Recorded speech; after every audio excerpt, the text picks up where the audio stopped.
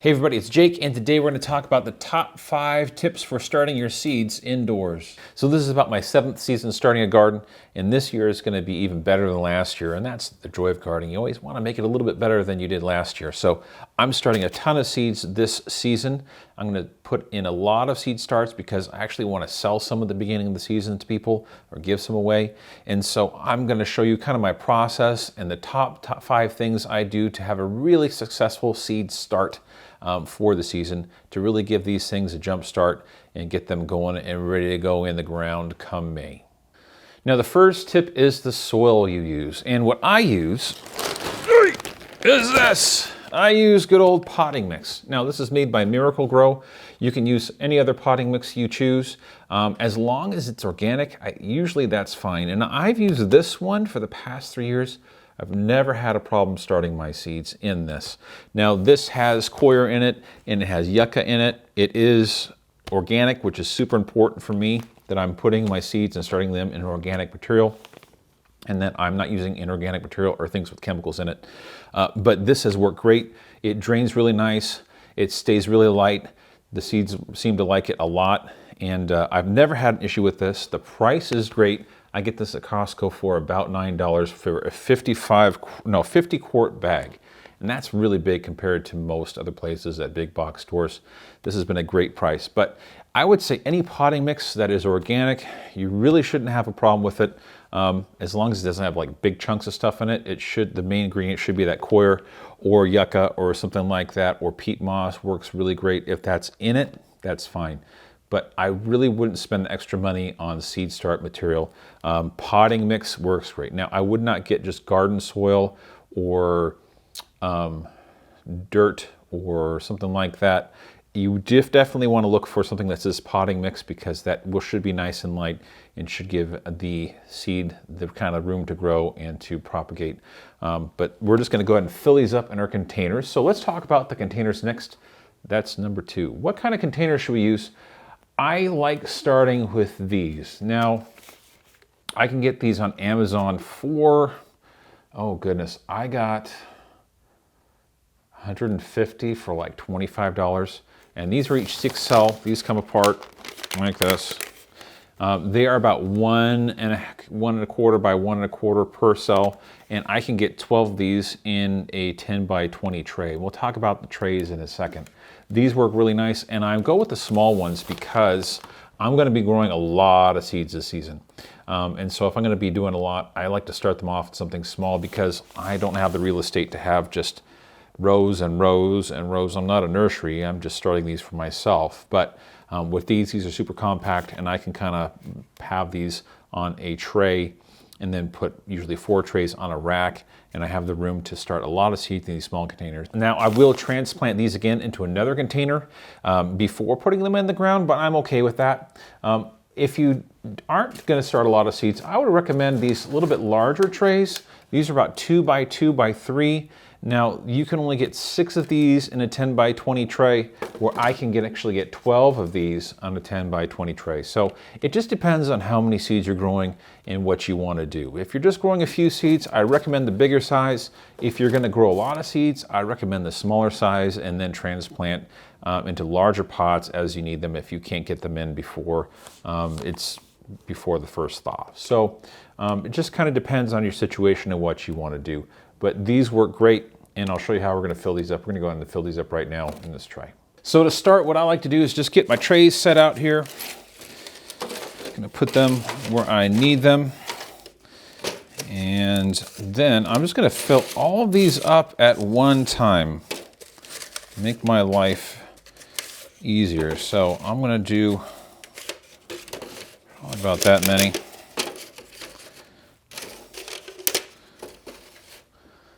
A few more here. We're just going to fill them all up because, again, I've got a lot of seeds that I need to get going. And then it's just really easy to fill all these in one shot rather than doing this 1 or 2 at a time. So that's probably good right there. So now I'm just going to keep scooping. Make sure your soil should be nice and light and have some moisture in it already. But if it doesn't, you might want to add some moisture to it. And then I'm just going to start scooping and filling. Now, the only thing you may need to worry about is sometimes with this planting mix, you may get these big chunks in there. It's fine. It's not going to hurt anything, but I tend to throw those back or get them out of the way for now, and I'll go throw those in the garden later, and they can just decompose or break down in my soil there. But this just makes filling everything super simple, super easy. And I'm just going to spread that around until everything is just kind of leveled off, and then we'll compress this down in a second. After I have everything laid out here, I'm just going to compact these just a little bit. So what I'm going to do is going to take a container like this that I'm not using, or maybe one you already have that's full, and I'm just going to press down on all of these just a little bit, just to kind of compact that soil. I don't need to get crazy, but I'm just going to kind of push that down because it is a little loose in there. And this is just going to make sure the seed doesn't want to float up later. And sometimes you'll get that. You'll get these, I call them seed floaters. You'll bury them, and then they want to kind of just make their way back up. And compacting this just a little bit usually helps with that. There we go. So now we're all set. Now we're going to start some seeds. Now, tip number 3 is super important and probably where I mess up the most. And this is usually the thing with most people starting a garden is they don't label what seeds they put in here. I've done that way more times than I can count because I get super excited about putting the seeds in here, and then I put all my seed packs to the side and I say, uh-oh, I don't know what that is. So one method I've come up with that I think works really well, and you don't have to buy these. I don't like buying the plastic ones. I know they're cheap, but then they just go in the landfill and who knows. I like just making them out of wood. Now you can use popsicle sticks, the big tongue depressors. You can get like a box of 1,000 for pretty cheap. But the trick is, even if you write on this with a Sharpie or something like that, it tends to bleed a lot. So I'll take some masking tape, or painter's tape works fine, and you want to wrap it around the top of the stick. I'm just take some, go around at least once, and then you can tear off the masking tape at the end of the season, throw the stick on the compost, and then the stick is contributing to your garden next year. And then go ahead and write on the masking tape right there what it is, because that's going to make things a lot easier. You're going to be able to kind of move this along with your transplants when you need to. Even when you move them outside, I like to stick these outside just so I know where I put what, and then I'm going to make a bunch more. But I've just made a bunch of these, just at least 100, and I may need more, but these work really great. Just make sure you wrap them with some tape. Again, this gets a little expensive. Masking tape works fine. Scotch tape does not work. Scotch tape usually doesn't stick to wood very well, especially put out in the elements, get it wet, that kind of thing. But just wrapping it with masking tape, perfect. So on these, I always write the name of the plant there. There's pink bumblebee. And on the back, I write the date, because if I don't write the date, there we go. If I don't write the date, what can happen is sometimes I don't know when I put the seeds in. I don't know how long it's actually taking to propagate the seed. And so it just helps me to kind of know, when did I start these? When should they actually come up? Because who knows, sometimes you might get a bad batch of seeds and it might not go at all. And you're sitting there for 2, 3, 4 weeks expecting something to happen. So always write the date on the back, just to kind of help you out. Now I've already started some of these, so I'm going to start these homestead. I'm going to just fill these 2 cells right there. I'm just going to move these out of the way so I don't get those confused. But I'm just going to take like a Sharpie or a pencil or something small, and I'm just going to create a small hole right in the center. And just try and do your best to just kind of give it a twist, and that usually does the trick.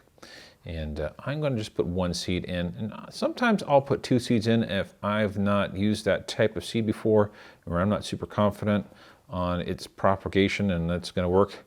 I'll just put 2 seeds in just in case, and you can separate them out. It's really not a big deal, but we'll show you that in a video coming up, how you kind of can take 2 out instead of cutting that one off. I don't like cutting out other plants out of other plants if I don't need to. So I'm just going to drop one. Some of these are kind of stuck together. That's okay. But I'm going to just drop one in each one of these cells. Go. And if I get two in, I'm not going to sweat it too much. There we go, there we go, and one more. And usually, if they're kind of small, and I'm not too certain, I can just drop another one in, just in case. Now, on almost all seeds, a 1/4 inch is usually just fine. The only other instance where I would use a bigger pot or something to start is a squash or zucchini, and I would start it in a larger pot because those need to be buried a little bit deeper than these cells, and they go pretty quick.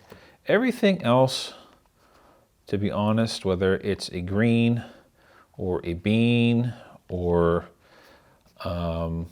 tomato or something like that, peppers, these side cells usually work really, really well, and so I don't worry about it too much. So make sure you put your labels in right away so you are confident that what you put there is actually what the seed is. Now, obviously, you want to go with what is on the back of the packet of your seeds, and that will tell you how deep you need to bury them in your soil to start them. Most are about 1/8 of an inch to 1/4 of an inch. Some are a little bit deeper, and some are a little bit shallower, like salads and some smaller seeds. They are just surface sow, meaning you just put them on the surface, cover them with a small amount of soil or sometimes no soil, and the light and or heat will help propagate those seeds. So that's going to be our tip number 4. Speaking of, we're going to talk about the heat. Now, my top tip number 4 is heat. You need some heat. You especially need heat if you're going to start off some peppers. They need to be pretty warm. Now, one method that is pretty well used are these heating mats. You can buy these off of Amazon. They're not super expensive. This one happens to be a 10 by 20, which would fit perfectly under just one 10 by 20 tray if that's what you had. I have purchased a 20 by 42, 48. I'll leave a link down in the description of the video on both of these so you can kind of take a look at the price. The price isn't too bad, and you only need really one, I think, for most things, because you will get some heat off your lights, and we'll talk about the lights a little bit later, but that's going to be pretty key. You want to make sure that you get some heat, especially under peppers. They need to be about 80 to 90 degrees is what they need to really get going and make sure they're propagating really nicely. Tomatoes like the heat too, but we want to get that soil warmed up really nice. They also have these cool controllers that you can actually put the probe into the soil, and then you set the temperature you want it to go to. So basically it will turn on the mat until it gets to that temperature, and then it will shut it off and try and maintain that temperature and turn on, turn off for you, so you don't overheat them and all that good stuff. So you can get a 10 by 20 if you're just doing one. That's great. I would recommend getting a nice big 20 by 40, so that way, again, you can put 4 trays, 10 by 20, 10 inches by 20 inch trays on a whole shelf and get them all heated up. Another thing you can do if you don't want to go with the tray, I've heard of putting them on top of a refrigerator, because that tends to get a lot of heat, and that's just going to get those heats going. Putting them in front of a really big window, like if you have a screen door, a sliding screen door, or a very big window, where you've got a lot of, let's say, sun coming in through a south window, or just a nice sunny area where you get that radiant heat coming off onto things, that would also be really, really nice and really good idea. We're going to talk about lighting in a little bit, because that's kind of a secret here. But heat is going to be number 4. And so let's talk about number 5. So we've got all these loaded up, and what I like to do is I like to buy a set of these 10 by 20 trays. These are pretty standard size, and these are a little flimsy. You can get a little bit stronger ones, but these will do. They'll last a couple seasons, at least 2 or 3 seasons if you take care of them. So we're just going to load these up. I try and keep, the ones I want together. Let's grab these. And we're just going to load up our tray here. And this one, again, this tray will fit about 12 of these smaller cells. And if you get the larger cells, they'll only fit 6. So just be aware of that. So we're going to load these up. And when I am watering, one thing I like to do, and you can do this a couple ways. You can water from the top on one of these, or you can water from the bottom, or sometimes I like to do both. So what I like to use is this spray bottle. This I got at Home Depot, and I don't have to keep squirting this thing. You can adjust the tip here if you want a fine mist or a centered spray on here, but I fill this up about 3/4 full of water, and then we just spray it down. And that way I don't have to keep pumping. It makes it really nice, keeps it in the right spot where I want it. And I'm just gonna soak these really good, especially when I first plant these seeds. I wanna make sure this is soaked really nice. Get everything saturated as best I can.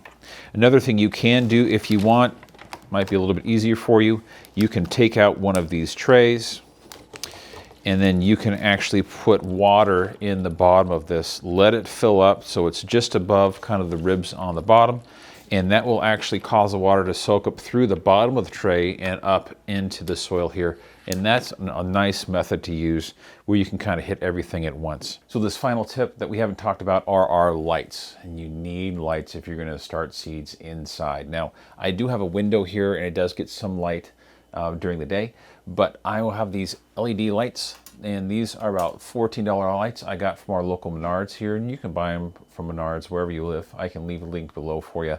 But this is gonna run me about $30 to $32 per shelf for lights, but these work great because I can link them up. They're about 4,000 lumens and about 4,000 Kelvin, which is perfect for just getting these going. These are not made for flowering and that kind of thing, but that's not why I'm using these. I'm only using these to start these plants. And then I can adjust these up as they grow, and I can just put them on every single shelf as they go down. So I would highly recommend you buying some of these lights. Again, you don't need the really expensive lights. It's not necessary. What you're looking for is the Kelvin. You want to bet that's the temperature of the light. You hit 4,000 is probably fine. And then 4,000 to 5,000 lumens, that's how bright it is. That's perfect. I would at least go with 4,000. 5,000 probably be better. But I've got with each shelf now, I've got 8,000 lumens, which is fine for what getting these seeds going. And these are already going. These are some of them I did last week. So good investment are these just shop light. Don't go crazy on it. You don't need to spend a lot of money on it. Go with the $15, $16, $17, $18 lights as long as you've got that 4,000 to 5,000 lumens nice and bright and about 4,000 Kelvin. It's perfect. So I'm going to finish watering the rest of these seeds, get them in their trays and get them growing downstairs on the rack. And that's going to be the next video on that rack. How do you set up kind of the optimal situation for these seeds with the lights and the heating pad and some other items that we're going to put on that rack in order to really give these a good, strong, healthy start. So make sure you check the link right here in the video for that rack to see how you can set up your own rack and have really successful seed start for yourself. This is Jake of All Trades, and we'll see you in the next video.